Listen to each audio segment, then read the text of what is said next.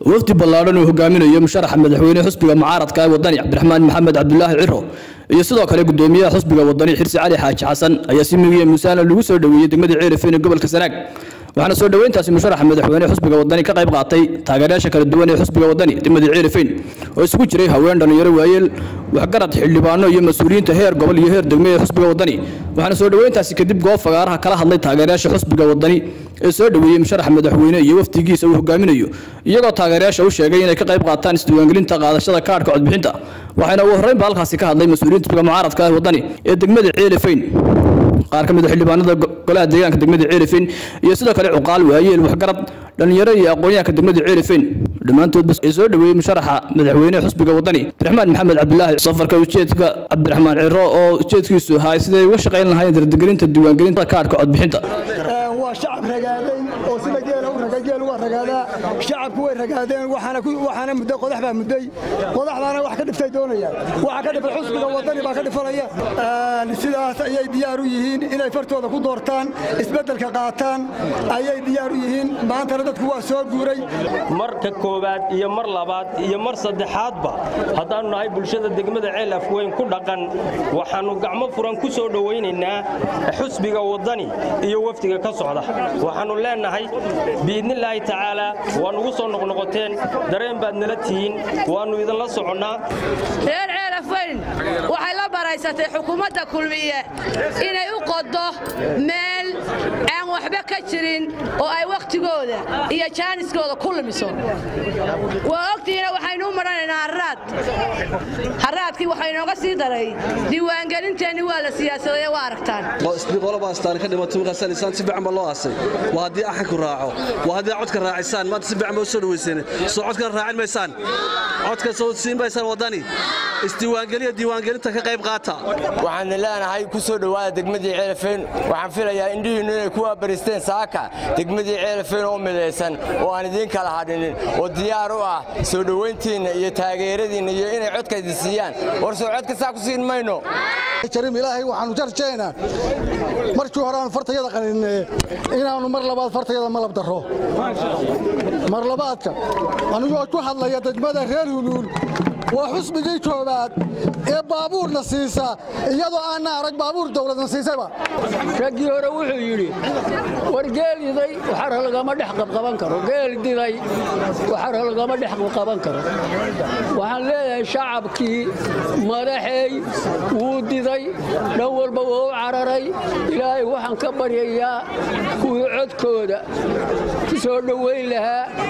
ku ururin lahaa ilaahay idinka dhigo xisbigan anigu magac baan u bixinayaa waxaan u bixinayaa mideeye waa kii reer Ceelafeen mideeyay reer Ceelafeen waynu isagnahay 5 sanadood dawladihii dalka isaga dambeeyay inay isku keendiraan oo isku keendilaan bay ka shaqeynayeen war mid inaar heshiisiisa oo isu keenta oo dalkeena inooga shaqeysa oo aynu wax la qabsano ma samaysana war waata maanta inala joogtay bambal la qaadna war wadani bay isu keenayeen wadanina aan eegno kulmiye aragna aynu xusbiga wadani waanu soo dhaweynaynaa waxaanu ku soo dhaweynaynaa isbedel waanu u baahanahay annagu waxaanu dadkii ka oomanaa dawladii kulmiye iyo dawladahan kaleba waxaan ugu dardaarmayaa dadweynaha reer Ceelafeen inay isdiiwaan geliyaan oo kaarka qaataan codbixinta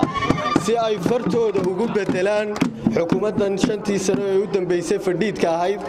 ee kala qaybisay bulshada reer Ceelafeen ee gobta waxaan kula dardaarmayaa xisbiga wadani Ceelafeen maanta way tashatay Ceelafeen waa mid waxay isku raacday Ceelafeen inay fartooda ku bedelaan taliskan waqtiga badan aan waxba u qaban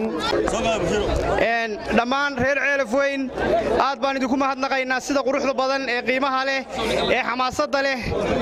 ee isbedelka leh ee aad u soo dhaweyseen wafdiga xisbiga wadani mar labaad iyo mar saddexaadba waan idinka mahadnaqaynaa waxaan idin sheegaynaa xisbiga wadani wuxuu idin wadaa waxa la yiraahdaa xisbiga rajada shacabka sida qiimaha iyo qaayaha leh aad u soo dhaweysteen wafdiga heer qaran waxay markhaati ka tahay in ay isbedel diyaar u tahay degmada Ceelafweyn waa degmooyinka ugu khayraadka badan degmooyinka Soomaaliland runtii baaxad ahaanna waa degmooyinka ugu waaweyn dhaweeyo waxa aan u soconay diiwaangelinta codbixiyayaasha iyo wacyigelinteeda ogaalkeeda iyo warqabkeeda inaanu yeelano dhiirigelinteeda iyo kuurgalkeeda waxaan rajaynayaa insha Allah taala in markii horena laga qayb qaatay cabatika jirana horena waa u gudbinay chief caaqilku ka hadlay iminkana waa qaadayna waa gudbinayna nabadda in la adkeeyo midnimadiina iyo walaalnimadiina adkeysaan insha Allah taala dawladda wadana haday dhalato waxay noqon doontaa midnimada Ceelafweyn u dhalata dhammaan shacbiga degmada Ceelafweyn waan idin salaamaya waana idin mahadnaqaynaa annagoo idinku soo kalaanay oo waqtiguna kulul yahay iyo sidaa u soo baxdeen iyo sidaa noo soo dhaweyseen iyo laab furnaanta iyo qalbi furnaanta nagu soo dhaweyseen ma waa idinka mahadnaqaynaa maanta ololo uma naaniman waxaan u nimi ka qaybgalka wacyigelinta diiwaangelinta codbixiyayaasha degmada sanaaduuqda la siiyey ee diiwaangelintu inay yar yihiin oo saddex qura yihiin oo weliba aad u kala fog yihiin komishanka arrintaa waanu kala hadalnay wax badan laakiin mashkiladdu waxay ahayd markii hore go'aan gaadhay in sanaaduuqda dalka oo dhan la yareeyo insha Allah wixii laga qaban karayo weli waanu sii wadnaa kamaanaan daalin laakiin shacbiga waxaan ka codsanaynaa inkastoo ay dhibaatadaasi jirto haddana in la dul qaato oo qof waliba ku dadaalo meesha ugu dhow ka gaadhi karayo inuu ka gaadho inuu isdiiwaangeliyo Abdulrashaad Maxamed laanta afka Soomaaliya CBA degmada Ceelafweyn gobolka Sanaag